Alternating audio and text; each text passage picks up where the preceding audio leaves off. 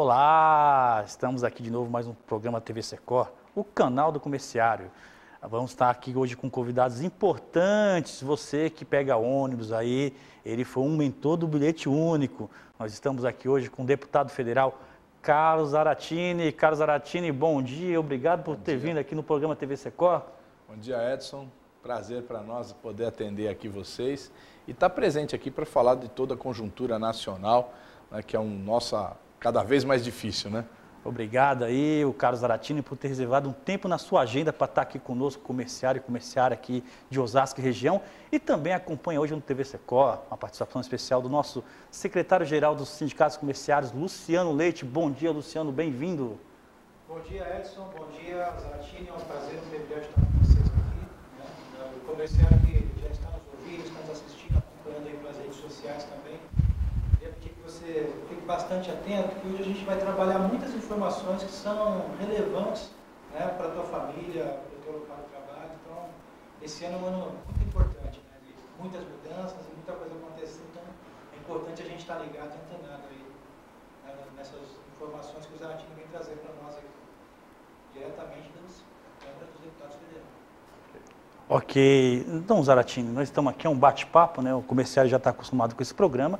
Queria que você falasse um pouco da sua trajetória, já que a gente aqui nos bastidores falamos tanto da renovação política, da questão do jovem. Quero saber como o Zaratini começou essa carreira política, como foi o interesse. Conte da sua trajetória.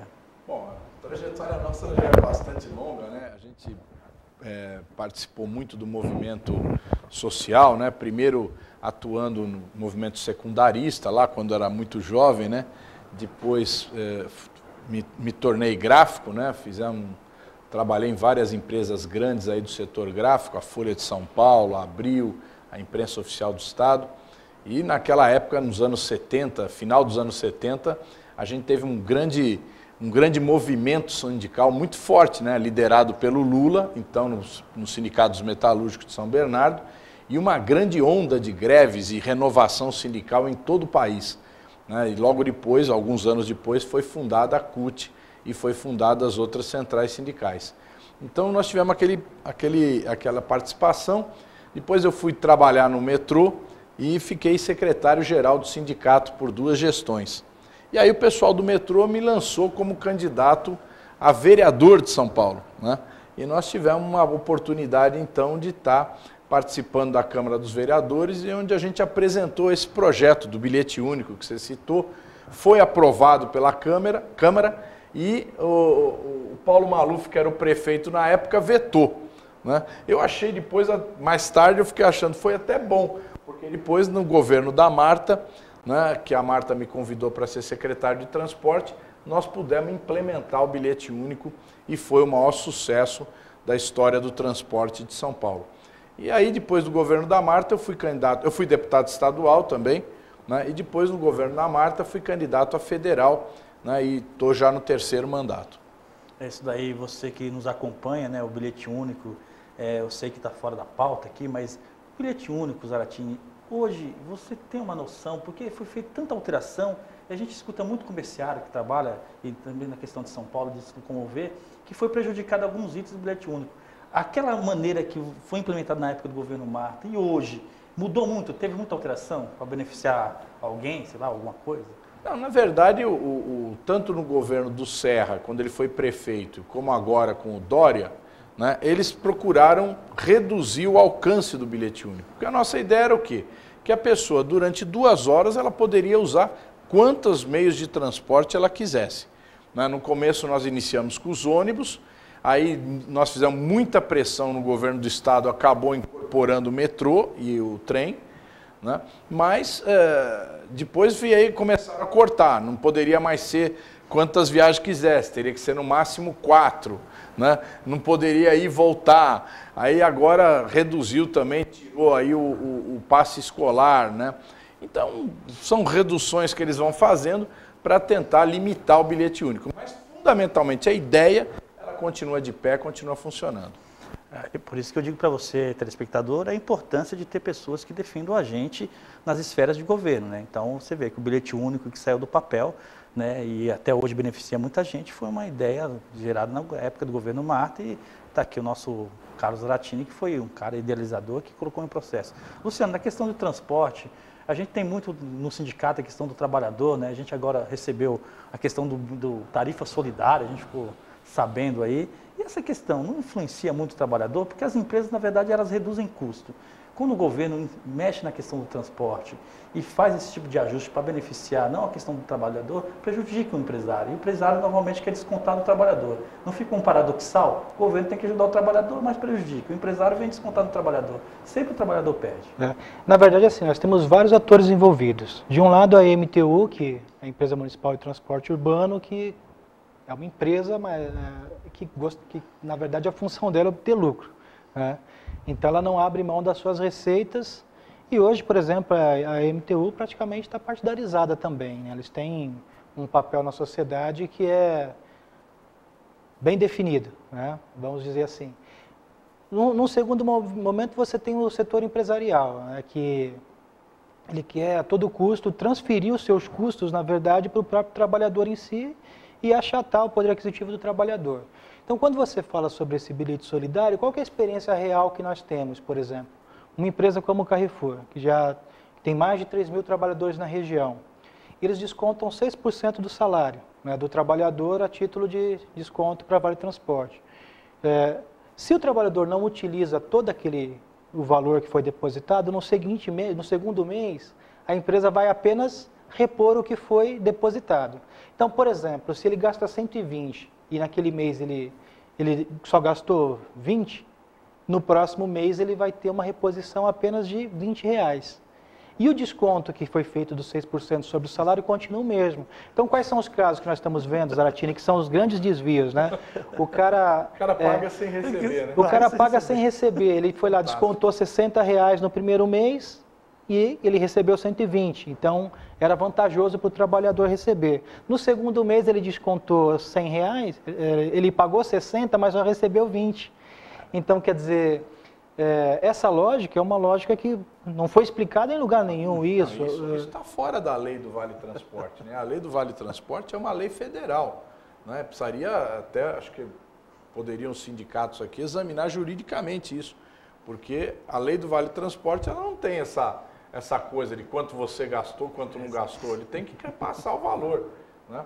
Então, eu acho que podia até examinar juridicamente se não cabe uma ação aí que garanta a integralidade do valor, né? E o maior problema, Zaratini, é a questão da informação, que as pessoas não têm acesso à informação de que esse é um direito dela e a empresa não pode proceder dessa maneira. Então, quer dizer, se as pessoas não nos procuram, não procuram o sindicato, a gente não tem como acionar, por exemplo, mediante uma ação coletiva e verificar esses desvios, né? Então, eu queria também te parabenizar por todo esse teu histórico. Né? Nesse setor, a gente sabe que a cidade de São Paulo ela ganhou muito na questão da mobilidade urbana quando você estava na frente aí dessas questões, né? Então, é uma honra ter você no nosso programa aqui também. Daqui a pouquinho vai estar lá no nosso sindicato falando um pouquinho mais também para a nossa direção, né? Tá certo. Por isso que é importante, novamente, as pessoas que nos representam de verdade estar sempre nos âmbitos de poder, prefeituras, câmaras de vereadores, né, Senado, câmaras de deputados. Agora vamos falar de Brasília. Zaratini, a gente está acompanhando a sua luta, o trabalhador do país está acompanhando, sempre você está nas mídias defendendo as questões dos trabalhadores. Me fala um pouco de Brasília, para o nosso telespectador comerciário, para saber como que anda aquilo lá. Aqui é a verdadeira informação.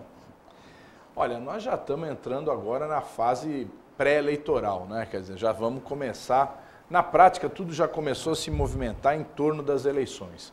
Só que essas eleições têm uma característica diferente, né? Não é aquela característica antiga de que, bom, cada partido vai lá, escolhe o seu candidato e tal, faz aliança, essa coisa toda. Um principal candidato, né, que é o presidente Lula, o ex-presidente Lula, ele hoje está ameaçado de não poder concorrer, né? Ele é o campeão em termos de pesquisa, ele está colocado na frente em todas as pesquisas, aí entre 35% e 40% da preferência, né? Algumas delas indicam, inclusive, que ele ganha no primeiro turno, e, ao mesmo tempo, um setor do judiciário faz uma verdadeira perseguição a Lula, para tentar evitar que ele possa ser candidato. E, inclusive, um setor mais radical quer que ele seja preso né, para que ele não possa fazer campanha de um outro nome, do PT ou de outro partido. O fato é que essa tentativa de excluir Lula da eleição, ela afeta todas as outras candidaturas, mesmo aquelas que são contra Lula. Porque, veja você, as outras candidaturas não conseguem crescer, não conseguem se coesionar. Então, o que a gente está vendo? Uma dispersão de candidatos na direita, né? Você tem o Geraldo Alckmin, o Rodrigo Maia, o Temer agora diz que é candidato à reeleição, né? O Bolsonaro, que também é parte dessa base do governo, apoia o Bolsonaro, né? Então você tem uma dispersão de candidatos. Agora lançaram aquele, vocês que são dos comerciários, aquele Flávio Rocha, que é o dono da Lojas Riachuelo, que é da extrema direita, aí, que quer suprimir todos os direitos dos trabalhadores, também é candidato pelo PRB. Então você vê, tem 5 candidatos da direita que estão dispersos, né? E na própria esquerda nós também temos a candidatura do Boulos, do PSOL, a candidatura da companheira do PCdoB, a Manuela Dávila, né? E a do Ciro Gomes pelo PDT. O PSB está nessa incógnita, né? Se vai lançar ou não vai lançar o Joaquim Barbosa. É provável que lance também. Mas o Joaquim Barbosa também fala, bom, se o Lula é candidato, eu não entro. Então ele tem medo de entrar, ele está com receio de entrar, porque sabe que a parada contra Lula é uma parada muito difícil. Bom, tá aí, né? É bom a gente dar uma análise do cenário eleitoral, você comerciária, né? Para você já se preparando aí e ver quem realmente defende o trabalhador nos nomes colocados aqui pelo Zaratini. Zaratini, também eu queria colocar aqui na pauta, a gente está com o programa também o corrido, a questão da privatização do setor elétrico, que está muito forte, né? Realmente lá na questão federal. E sobre a tarifa solidária, né, de energia solidária, a questão de um projeto lá de Brasília. Queria que você falasse um pouco sobre o tema, a questão, se privatizar o setor elétrico, nós vamos ainda ter essa questão ou não? Qual é o interesse que está por trás da privatização? Olha, a privatização do setor elétrico é um verdadeiro crime contra o Brasil.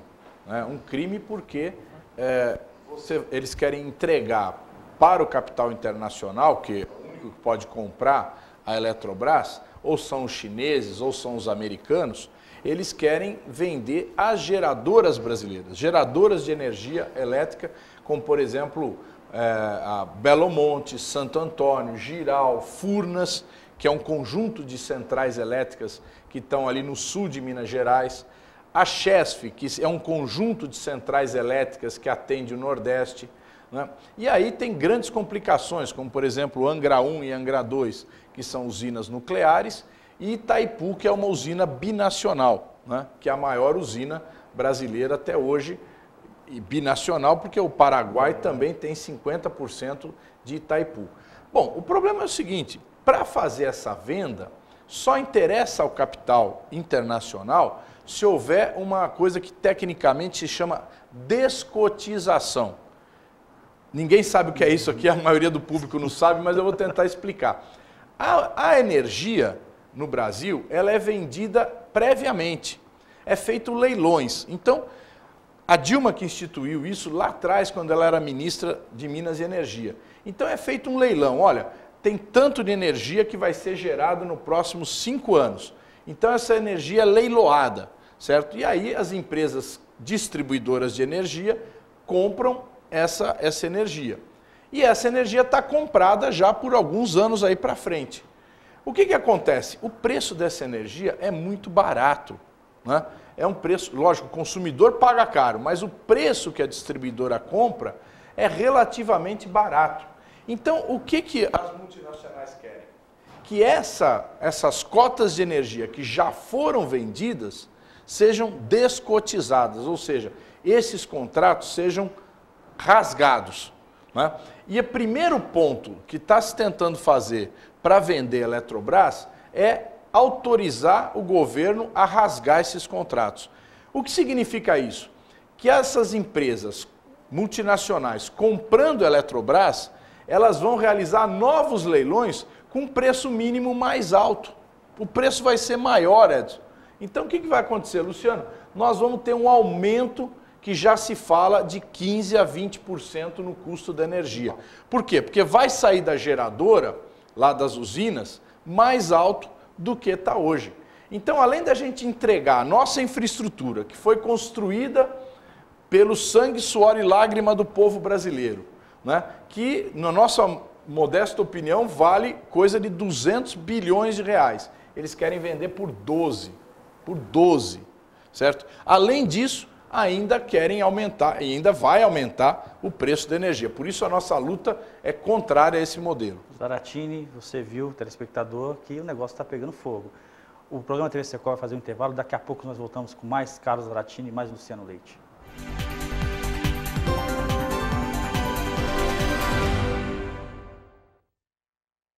Bonzinho conseguiu colocar a colher na boca como qualquer criança de 2 anos.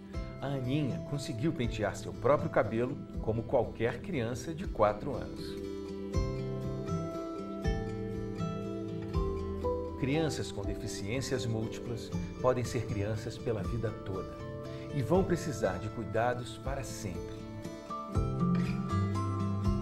A Associação Beneficente Rainha da Paz oferece ajuda, carinho e dignidade para essas crianças e suas famílias.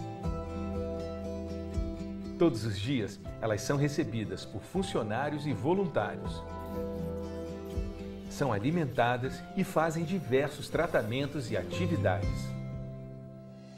Hoje nós atendemos centenas de crianças, adolescentes e jovens com paralisia cerebral e deficiências múltiplas. Algumas precisam de atenção o tempo inteiro porque não fazem quase nada sozinhas. Por isso, cada avanço para nós é uma grande conquista, é muita alegria. Aqui na Rainha da Paz, nós temos um trabalho completo. Temos projetos e palestras que apoiam os familiares, cuidamos da autoestima e até melhoramos a moradia. Mas para ajudar tanta gente, a Rainha da Paz precisa da sua ajuda.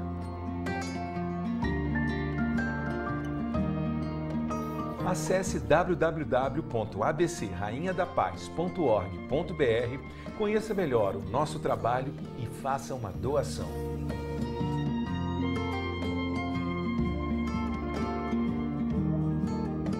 Você pode também apadrinhar uma criança para contribuir com o tratamento, desenvolvimento e o futuro dela, pelo tempo que desejar. Ajude a dar uma vida melhor para quem pode ser criança para sempre.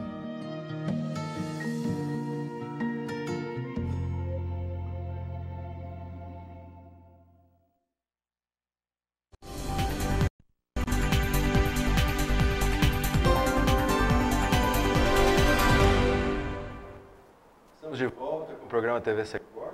Chegamos aqui no intervalo a uma substituição.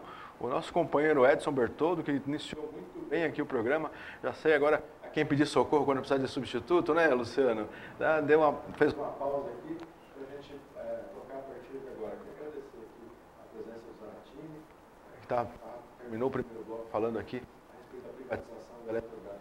Deputado, além da privatização da Eletrobras, vem aí já um fantasma da privatização da Petrobras. No passado nós tivemos aí um novo leilão que dessa vez inclusive incluiu pedaços do pré-sal, uma coisa absurda que está acontecendo no país.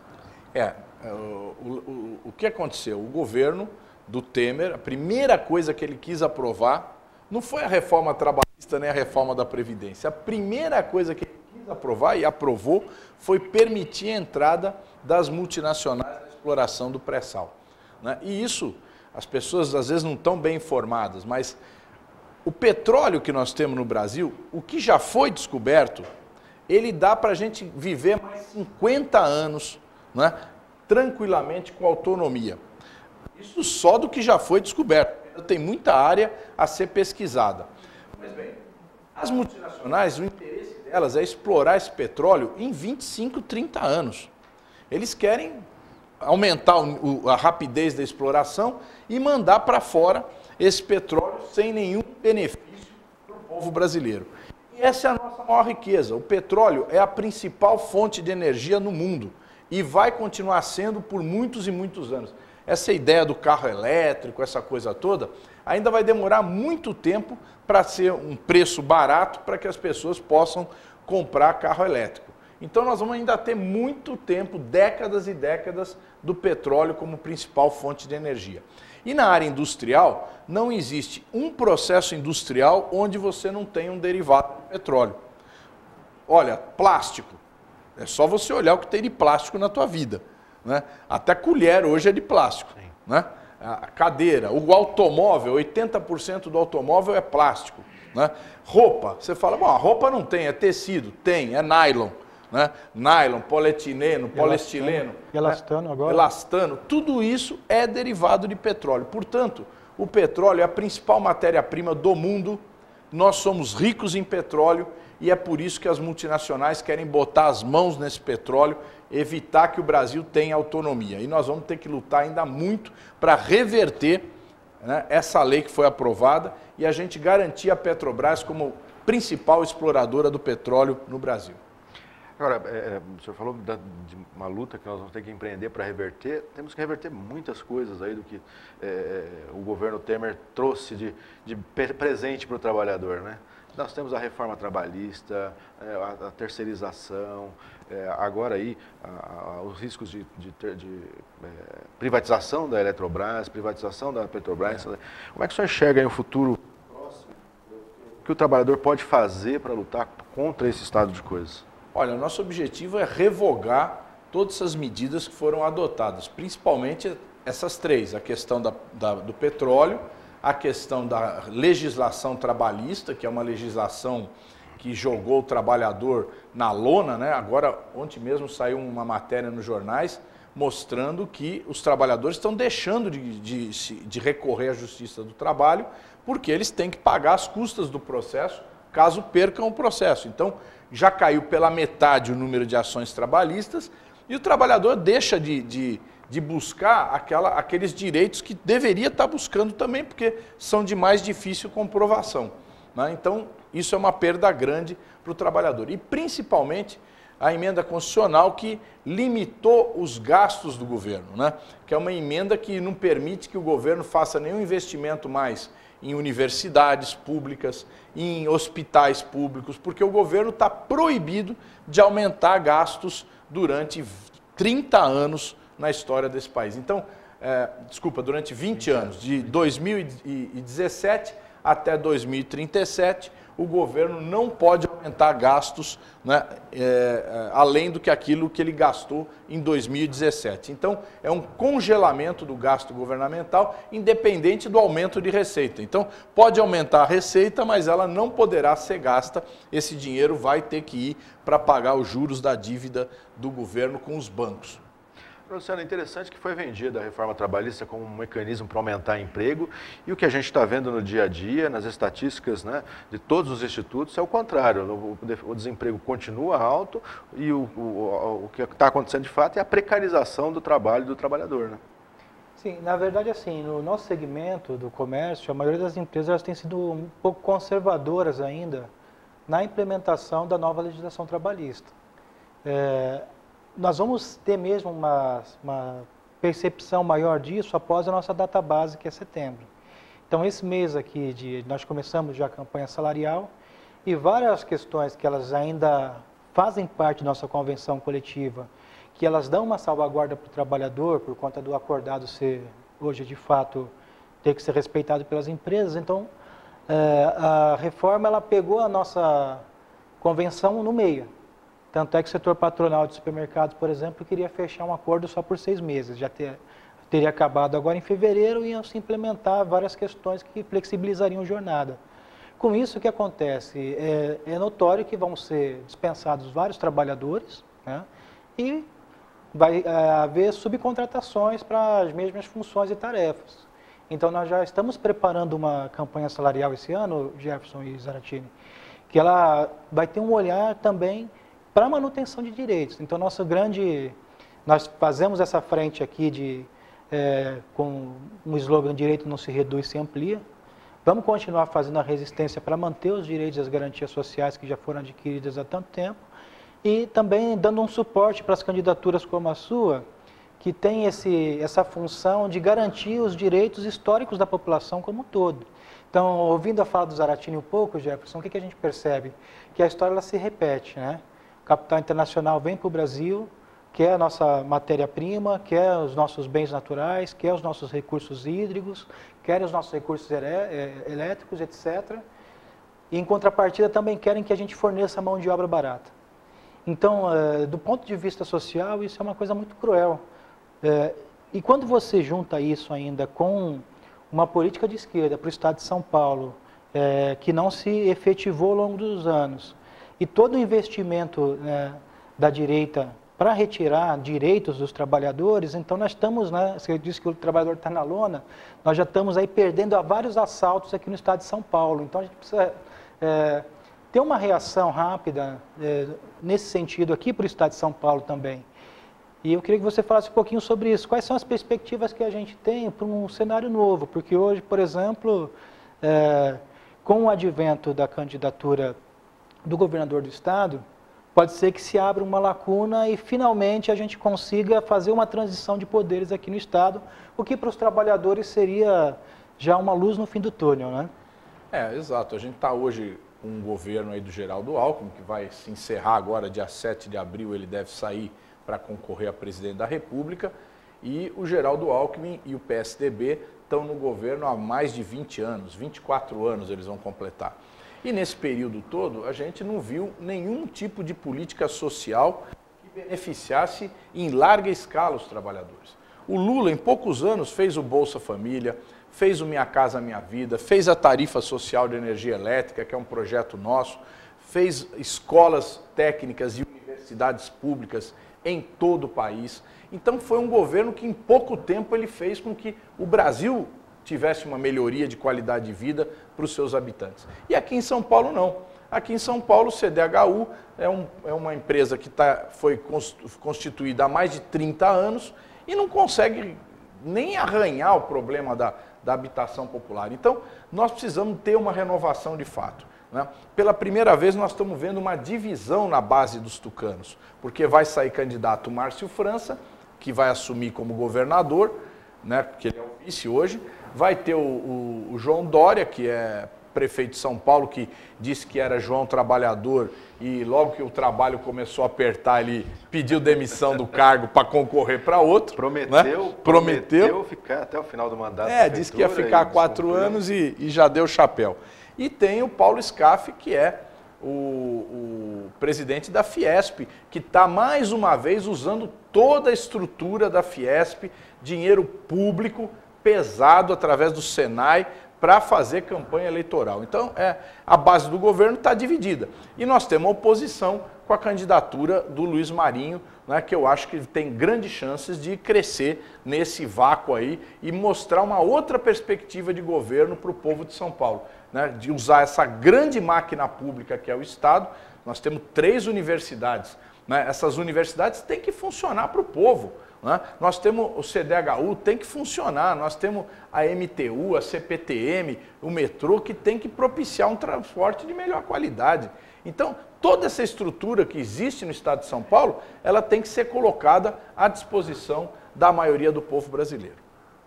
Pois é, assim, a questão das universidades que você mencionou, as 3 caíram na nota em relação às universidades no mundo todo, né? Ainda assim uma gestão... As universidades de São Paulo são universidades que atendem uma casta da população, e não se preocupam em fornecer benefícios para a maioria do povo brasileiro. Isso tem que ser revertido. Elas têm que funcionar para o povo, na saúde, na educação, no urbanismo.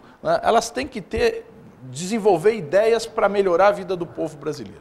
Certo, Luciano, fazer aí suas considerações finais? Assim, é muito difícil falar uma consideração final. Você pega o paralelo das universidades e a questão do pré-sal, que investir em educação e saúde, você jogar isso à bancarrota, O que a gente pode fazer aqui é um voto de silêncio, como repúdio uma ação como essa. Obrigado, Luciano. Deputado, as considerações finais. Rapidamente, dizer a vocês parabéns aí pelo Secor, por esse espaço aqui, pelo trabalho que vocês vêm fazendo junto aos trabalhadores do comércio aqui da região de Osasco, E nós precisamos nos unir, Porque os grandes empresários se uniram para financiar candidaturas deles. Hoje eles estão juntos, estão criando grandes fundos eleitorais para garantir que as campanhas dos candidatos que defendem as ideias dele sejam colocadas com muita força. Nós temos que nos unir para garantir que as nossas candidaturas do campo popular também possam disputar em igualdade de condições. Certo, deputado Carlos Zaratini, muito obrigado pela participação. Luciano, muito obrigado.